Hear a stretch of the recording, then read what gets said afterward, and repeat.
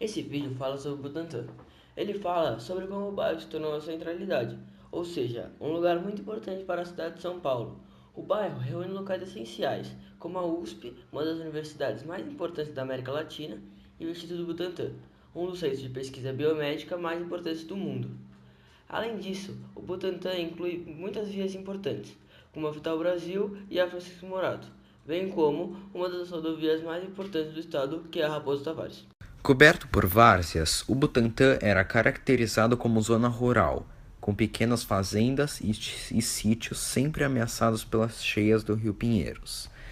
Mas os rios também forneciam a matéria-prima para as primeiras fábricas, ainda rudimentares de materiais de construção. Além disso, o Rio Pinheiros era o lugar ideal para a prática de esportes como a natação e o remo. No início do século XX, imigrantes italianos, portugueses e sírio-libaneses começaram a se instalar na região, e pouco tempo depois houve imigração de japoneses. Em 1915, era vantajoso trocar terras rurais e isoladas como o do Morumbi por terras como o do Butantã, que já tinha várias vias de acesso e começava a oferecer oportunidade para pequenas casas de comércio, o que promovia a migração. Apesar de toda essa imigração, a urbanização não aconteceu de forma rápida. O bairro foi por muito tempo um misto de zona rural e urbana. Também nesse tempo, além da produção de leite, criação de gado, pesca e um pequeno comércio, os moradores locais trabalhavam como carregadores e faziam transporte de pessoas e cargas por barco. Em 1930, cientistas, políticos e jornalistas começaram a pensar na fundação de uma cidade universitária, em que eles tinham como interesse integrar as faculdades de medicina e direito e também dar mais atenção à pesquisa e ao desenvolvimento do país. A cidade universitária teve seu terreno escolhido lá pelos anos 40, onde muitas pessoas já estavam começando seu processo de mudança para dentro do campus. A USP foi um importante fator para a urbanização do Butantã, já que atraía diversos estudantes e também novos moradores para não só dentro da universidade, como também para outras áreas do Butantã. Pelos anos de 1960, houve um processo intensificado no investimento na infraestrutura da cidade. 10 anos mais tarde, a maioria dos cursos de exatas e biologia se mudaram para dentro da cidade. O Instituto Butantã também foi importante para o desenvolvimento do bairro, já que foi um modelo para a implantação da universidade. O uso do espaço no Butantã é principalmente comercial e residencial, porém o número de parques e áreas verdes, como praças ou até mesmo matas, é muito presente no bairro, principalmente se comparada a outras áreas da cidade.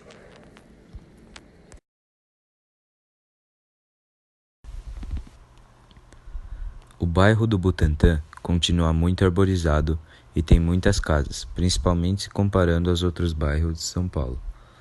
Nele, existem desde locais que são quase exclusivamente residenciais até quase exclusivamente comerciais.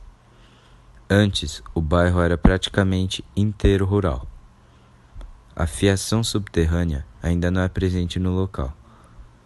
O Butantã também tem grandes avenidas, tais como a Avenida Corifeu e a Avenida Vital Brasil. Embaixo da Avenida Corifeu passa o rio Tamanduateí, que deságua no rio Tietê. Os principais frequentadores do Butantã são as pessoas que moram ou trabalham na região, já que este é um grande centro econômico residencial. Porém, o número de pessoas que vêm ao bairro apenas para passear é grande, pois este também é um centro cultural e com muitos locais interessantes, como o próprio instituto ou até restaurantes ou lojas que também atraem um grande número de pessoas que não têm nenhuma relação direta com o local. Um dos conflitos que aconteceram no Butantã foi relacionado a um projeto de lei do poder público que regulamentaria a Operação Urbana Consorciada Vila Sônia, ou CVS, e que, como a maioria dos projetos, privilegiaria e daria vantagens ao capital imobiliário na região do Butantã. ao invés de trazer melhorias sociais e ambientais. Isso incomodou um grande número de moradores da região, que se reuniram em associações e entidades dos moradores e realizaram movimentos tanto para representá-los e lutar contra o projeto, como para informar que ainda não sabia dos impactos que a OUCVS traria. Após um longo processo de repressão dos residentes do bairro contra o projeto de lei, esses conseguiram a paralisação dessa operação urbana.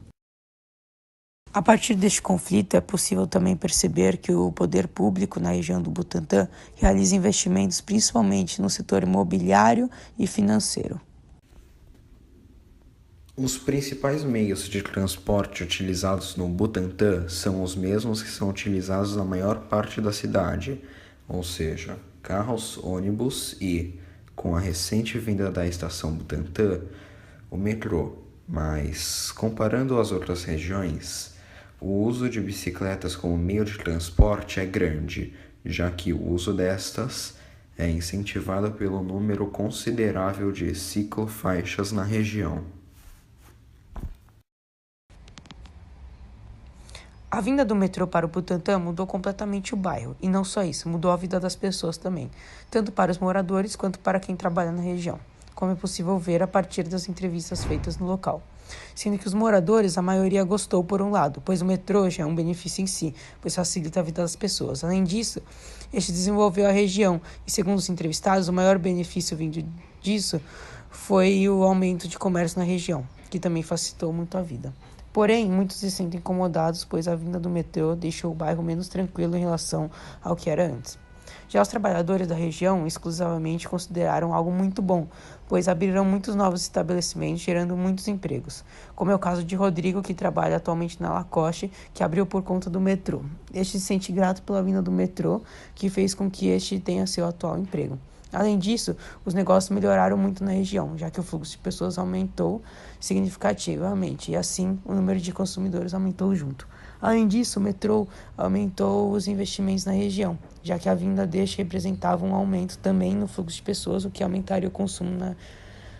Isso fica claro, pois com o metrô chegaram também na Avenida Brasil e cercanias as lojas de grandes redes, como a Drogazil, o Mini Mercado Extra, Calunga, Lacoste, a Luigi Bertolli e a concessionária de motos Honda, entre outras. Antes mesmo do grande impulso para o crescimento do bairro, que foi o metrô, o Butantã já tinha muitos moradores e uma atividade cultural muito intensa. Assim, o bairro, além de sua importância para a cidade de São Paulo, é um lugar muito rico em cultura.